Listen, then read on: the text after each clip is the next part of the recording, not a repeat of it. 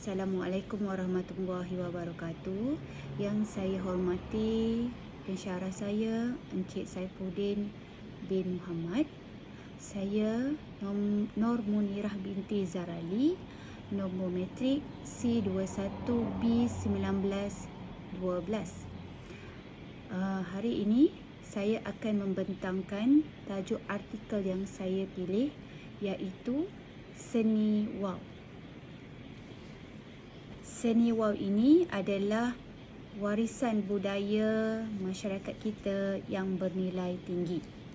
Antara isi kandungan yang akan saya bentangkan pada hari ini iaitu yang pertama pengenalan, kemudian sejarah seni Wow, kemudian asal usul Wow, seterusnya adalah kepercayaan dan simbolik. Seterusnya reka bentuk yang digunakan. Seterusnya fungsi-fungsi bahagian setiap wow. Kemudian cara penggunaan. Kemudian bahan penghasilan wow. Seterusnya proses pembuatan wow dan akhir sekali adalah kesimpulan.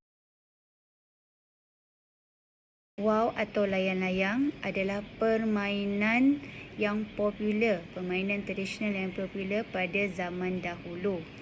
Ia merupakan permainan tradisi bagi masyarakat Melayu. Ia popular di kalangan kawasan pendalaman. Contohnya di penduduk-penduduk tepi pantai, para petani dan sebagainya lah. Keunikan wow itu sendiri, ia terdapat pada ciri-ciri, corak dan bentuk wow yang dimainkan oleh masyarakat kita lah. Lepas tu, wow ini juga dah terkenal ke peringkat antarabangsa. Ya, seperti kalau kita dapat lihat penganjuran pesta wow. Ataupun penganjuran pesta wow yang selalu dianjurkan seperti di Pasir Gudang, iaitu kita ada Kite International World, iaitu kita dapat lihat di situ pelbagai jenis dan bentuk wow yang dipertandingkan lah.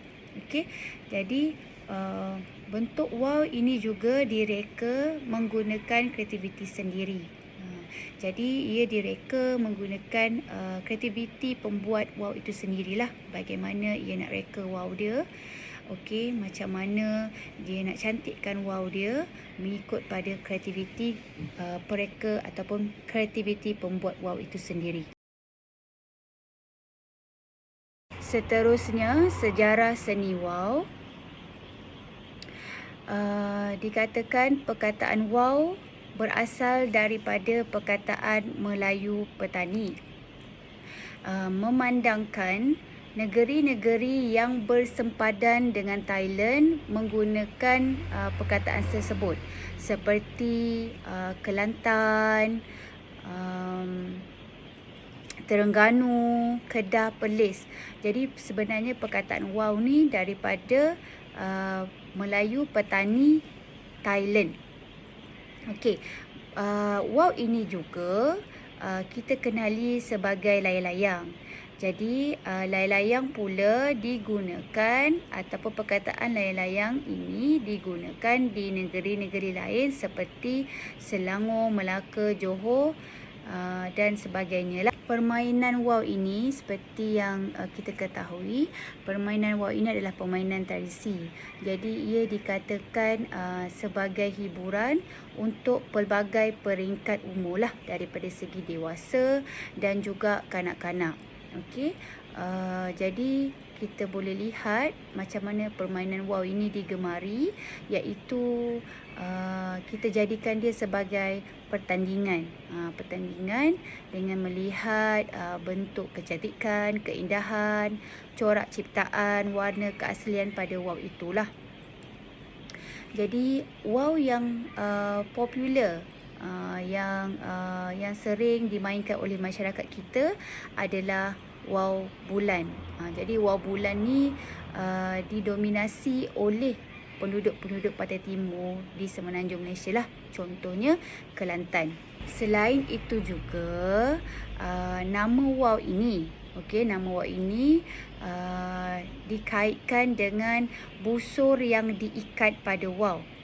Apabila wau tu naik ke udara, daun ibus yang dipasang pada busur tu mengeluarkan unsur-unsur bunyi wau, wau, wau secara berirama.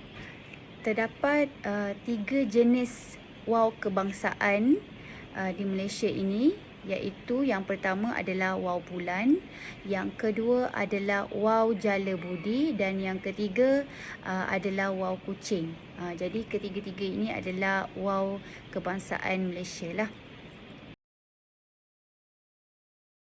Seterusnya adalah asal usul wau. Ada yang menyatakan asal usul wau ini adalah permainan tanpa nama. Permainan tanpa nama yang dimainkan oleh kanak-kanak dengan menggunakan daun tertentu.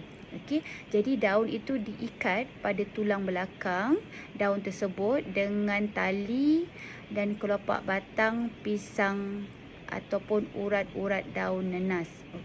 Jadi ketika wau itu dimainkan di tepi kawasan yang berangin, dan bila tali wau tu terputus menyebabkan kanak-kanak itu menangis sambil menyebut wau, wau, wau, wau. Terdapat asal usul lain juga, iaitu ia dikaitkan, asal usul wau ni dikaitkan dengan semangat padi. Macam mana terjadinya? Dahulu wujudnya ataupun terdapat seorang petani bersama isterinya yang tidak mempunyai anak. Jadi mereka jumpa seorang anak perempuan yang cantik. Lalu mereka jaga anak tersebut. Jaga si suami bagi makan dan minum pada anak tersebut. Tapi pada suatu hari si isteri cemburu. Dengan kelakuan ataupun perbuatan suaminya itu pada si anak itu. Jadi isteri suami tu telah memukul anak tersebut, dan anak itu telah lari keluar daripada rumah. Anak itu telah keluar lari daripada rumah, menghala ke kawasan padi lah. Jadi menghala ke kawasan padi. Berikutan pada kejadian itu, padi petani tersebut telah diserang penyakit dan tidak berbuah. Jadi mengikut pada ahli nujum, anak perempuan tersebut yang melarikan diri itu adalah dari semangat padi. Jadi anak perempuan tu dia adalah semangat padi. Jadi untuk memulihkan kembali padi-padi itu, suami isteri itu perlu memohon maaf, dan petani itu perlu membuat satu lembaga yang menyerupai wau bulan dan dinaikkan setelah menuai. Mengikut asal usul lain pula, wau adalah lambang penyatuan kembali empayar Sriwijaya oleh Dewa Muda. Selepas kemangkatan pembina empayar Sriwijaya, iaitu Sri Maharaja Srijayanaga, empayar yang meliputi seluruh Asia Tenggara ini, dia mula berpecah. Lepas tu diperintah secara berasingan dari negara induk dia lah, iaitu Sriwijaya, Medang Bumi. Asal usul lain pula yang saya dapat daripada pembuat wau ataupun pengusaha wau yang terkenal di Kelantan, iaitu Encik Adwa. anak kepada arwah Pak Sapi, pemilik galeri wow di Pantai Cahaya Bulan. Nama wow itu ataupun asal usul wow bulan, okey, dia terjadi kerana terdapat seorang kanak-kanak yang menangis pada waktu malam. Jadi si ayah ni ingin memujuk anak tersebut, ingin memberhentikan anaknya yang selalu menangis pada waktu malam itu. Jadi dia agak-agak anak dia, okey, dia agak-agak anak dia dengan memandang ke arah bulan. Okey, dan mengatakan pada sambil memandang ke arah bulan tu dengan mengatakan perkataan wow wow wow bulan, supaya anak itu berhenti menangis. Seterusnya, kepercayaan dan simbolik. Kepercayaan pada masyarakat pada kurun ke-15 Masihi mempercayai wow mempunyai kaitan dengan semangat angin dan juga langit. Okey, manusia dan alam semesta ni mempunyai pertalian yang kuat menurut masyarakat Melayu zaman dahulu lah. Okey, sebab tu reka bentuk wow yang dihasilkan mempunyai unsur-unsur budaya Melayu. Okey, unsur-unsur budaya Melayu, dan kerana itu permainan wow ini terus menjadi satu warisan yang mempunyai keindahan dan keunikannya lah. Ada juga kepercayaan lain yang menyatakan pada zaman raja-raja dahulu, wow ini digunakan sebagai kad jemputan ataupun pengantara di antara raja dan juga masyarakat. Okey, bagaimana ia menjadi perantara? Pada zaman dahulu, pada zaman raja-raja dahulu, kita tak ada teknologi. Okey, jadi kita gunakan apa sahaja yang ada lah, ataupun perantara ataupun cara apa yang ada untuk kita sampaikan maklumat kepada penduduk. Jadi majlis raja-raja dahulu, jika dia nak buat majlis ataupun ataupun sebarang bentuk keraian, majlis raja-raja ni akan menggunakan wow diterbangkan ke udara dan sampai kepada penduduk lah kad jemputan tu. Terusnya, kalau kita lihat pada masa sekarang, kapal terbang Malaysia Airlines turut menggunakan simbol wow sebagai simbolik ataupun rekaan ke atas kapal terbang mereka. Dan sedikit sebanyak wow tersebut ataupun dengan adanya ukiran wow pada kapal terbang Malaysia Airlines, ia turut mempromosikan wow ke peringkat dunia. Terusnya adalah reka bentuk yang digunakan dalam penghasilan produk. Reka bentuk setiap wow tu dia bergantung kepada nama wow itu sendirilah. Antaranya adalah seperti contoh wow burung. Okey, wow burung kalau kita lihat mempunyai bentuk burung yang dipilih. Kalau kita seperti contoh burung helang. Jadi kalau kita pilih burung helang, maka bentuk wow itu akan menyerupai seperti burung helang. Khususnya kalau kita dapat lihat di bahagian ekor. Dan wow ini wow burung berasal daripada Perlis. Seterusnya adalah wow kapal. Wow kapal ini juga dia akan membentuk seperti kapal, dan di bahagian ekornya berbentuk seperti kapal laut atau kapal layar. Dan wow kapal ini berasal daripada Selangor. Dan contoh lain juga yang kita dapat lihat seperti wow katak, ia menyerupai seperti katak. Wow merak menyerupai seperti burung merak. Kucing pula kita dapat lihat pada segi corak wow itulah, yang memfokuskan kepada mata kucing yang cantik. Wow kenyalang pula, corak-corak yang terdapat pada wow ini seperti burung kenyalang yang berasal daripada Sarawak. Dan seterusnya wow bulan. Okey, bentuk wow ini kebanyakannya dipengaruhi dengan bentuk bulan sabit dan bahagian hadapan separuh bulatan pada bahagian ekornya. Corak-corak dan motif yang dilukis ke atas wow itu sendiri mempunyai 4 jenis. Antaranya motif bunga, motif abstrak, motif haiwan dan motif geometrik. Motif bunga adalah antara motif yang paling digemari oleh pembuat wow. Okey, motif bunga ni mempunyai daya tarikannya yang tersendiri dari segi kecantikan, keindahan, sinonim lah dengan kehidupan masyarakat Melayu kita lah. Okey, seperti motif awan larat yang popular di kalangan pembuat wow. Seterusnya, motif abstrak pula adalah motif yang susah ditafsir dari segi maksudnya kerana ia mempunyai bentuk yang bebas. Jadi bentuk dia bebas, kita susah nak tafsir maksud motif tersebut. Motif haiwan pula mempunyai daya tarikan yang tersendirilah. Motif ini dilakar ataupun dilukis pada sudut-sudut tertentu.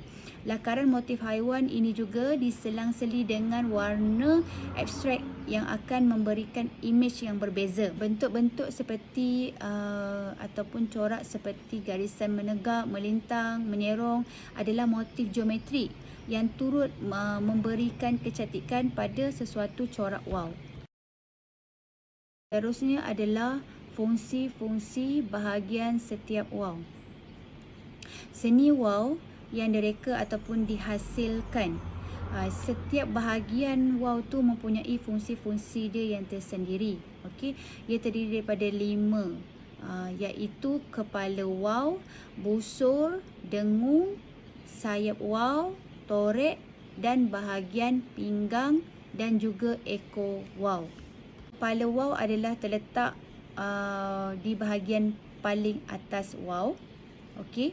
Kemudian busur pula rotan yang dipasang pada bok ataupun batang busur yang akan mengeluarkan bunyi apabila ia ditiup angin. Seterusnya adalah bahagian sayap, bahagian yang terletak di tengah-tengah wow. Kemudian torek dan pinggang, bahagian yang terletak di antara sayap dan ekor. Seterusnya adalah bahagian ekor, bahagian yang terletak di bawah wow. Dan akhir sekali rambu yang diletakkan pada hujung kiri kanan sayap ataupun di kepala wow, dijadikan sebagai hiasan lah pada wow tersebut. Seterusnya, cara penggunaan atau cara bermain wow. Okey, wow ini dimainkan oleh 2 orang, iaitu seorang dipanggil juru anjung, fungsinya untuk memegang wow, dan seorang lagi adalah juru tarik yang mana fungsinya untuk memegang tali. Jadi mari kita lihat istilah-istilah dari segi penggunaan wow. Anjung atau lambung, okey, adalah proses untuk menjulang wow naik ke udara.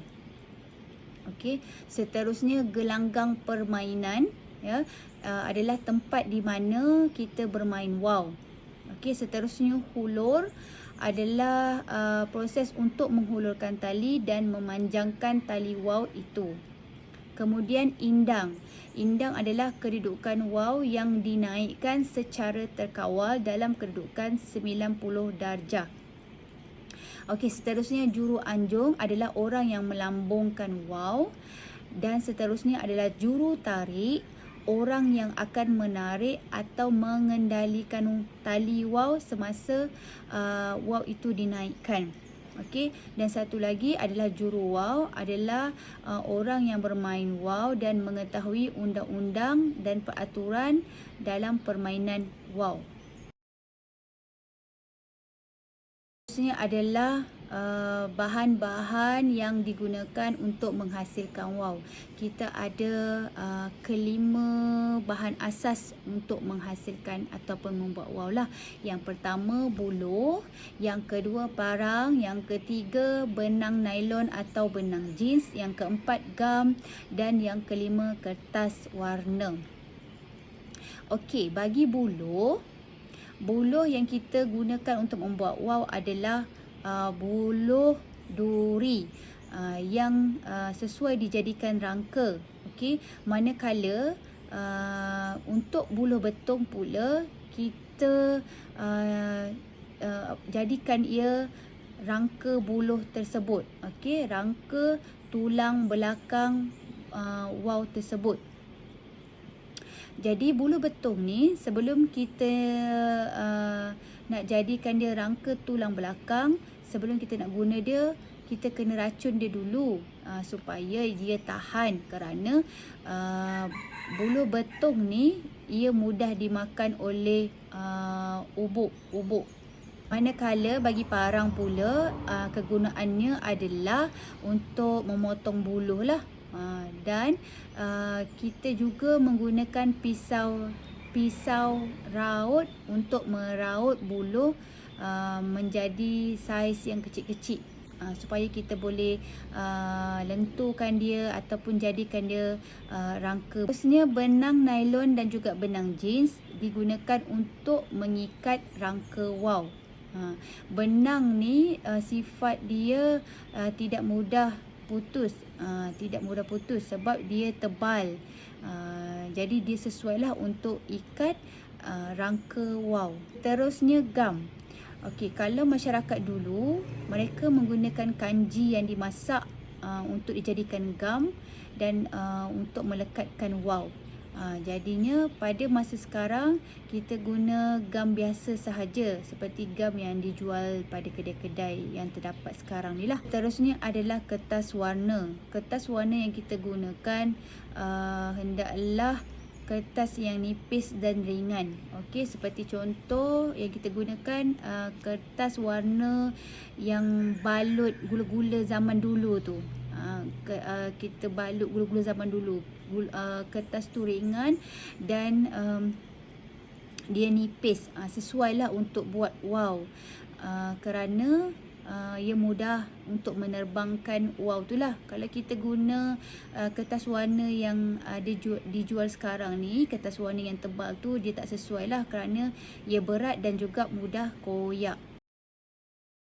Ini proses pembuatan waw. Okey, untuk kita dapatkan ataupun menghasilkan sesebuah waw tu, nak bagi cantik dan menarik, kita akan melalui beberapa proses lah. Bagaimana kita nak menghasilkan sesebuah waw. Yang pertama, kita mulai dengan memilih buluh. Buluh yang digunakan untuk membuat waw adalah buluh duri. Okey, jadi sebelum kita nak buat waw, okey, kita kena keringkan dia terlebih dahulu. Manakala seperti yang saya bagi tahu tadi, buluh betung kita kena letak racun supaya tidak dimakan oleh bubur. Terusnya adalah proses meraut buluh, okey, yang menggunakan pisau raut. Okey, buluh-buluh tersebut kita raut daripada bahagian tengah dan hingga ke hujung lah. Jadi daripada tengah tu kena sama besar hingga ke hujung. Okey, dan bahagian hujung tersebut mestilah berbentuk bulat. Lepas itu, okey, proses seterusnya adalah membuat rangka waw. Buluh betung yang dijadikan rangka tulang belakang dan buluh duri untuk buat rangka waw. Buluh perlu diseimbangkan kanan dan kiri terlebih dahulu, dan benang nylon atau benang jeans digunakan untuk mengikat rangka waw tersebut lah. Okey, ukuran tali benang itu diukur daripada atas hingga ke bawah lah. Kita bahagi kepada 3 bahagian. Terusnya adalah proses menampal rangka waw dengan menggunakan kertas warna yang ringan dan nipis. Seterusnya adalah proses membuat dan menampal corak. Okey, corak yang telah siap ditampal pada kertas warna, kemudian kita lekatkanlah pada waw itu. Corak yang dipilih mengikut kreativiti pembuat waw itu sendiri. Sekali adalah proses memasang teraju. Terdapat 2 jenis teraju, iaitu teraju 2 dan teraju 3. Setelah selesai proses ini, maka terhasillah sebuah waw yang cantik. Okey, jadi kalau kita nak dapatkan juga waw yang cantik dan menarik, kita boleh tambahkan juga rambu di bahagian kepala ataupun sayap kiri dan kanan. Okey, rambu ni dia lebih kurang macam aksesori lah, aksesori pada wow itu. Seperti contoh kalau kita kata perempuan kalau tak pakai anting-anting, tak cantik ataupun tak lengkap. Macam tu jugalah seperti wow. Okey, kalau kita pasangkan rambu mungkin ia nampak lebih menarik dan lawa. Kesimpulan yang dapat saya rumuskan di sini adalah wow merupakan warisan budaya kita yang bernilai tinggi. Okey, ia dipopular ataupun popular pada masyarakat dahulu, dimainkan oleh orang kawasan-kawasan pendalaman seperti para petani ataupun nelayan, sehinggalah ia diangkat dan diperkenalkan ke seluruh dunia dengan kita anjurkan festival layang-layang bertaraf dunia. Jadi sekarang ni satu Malaysia ataupun satu dunia kenal layang-layang wow tu menerusi program-program ataupun penganjuran-penganjuran yang kita buat lah. Dan kita punya kapal terbang Malaysia Airlines sendiri menggunakan wow sebagai simbolik ke atas kapal terbang mereka. Jadi dan pada zaman sekarang ini juga wow juga dijadikan sebagai cenderahati untuk diberikan sebagai tanda kenang-kenangan lah. Jadi yang perlu kita martabatkan adalah kita kena jaga warisan kita ni supaya tidak lapuk di zaman, dan warisan ni sentiasa dimainkan, sentiasa diingati sampailah ke anak cucu kita dan sepanjang zaman. Sahajalah pembentangan daripada saya. Sekian, terima kasih.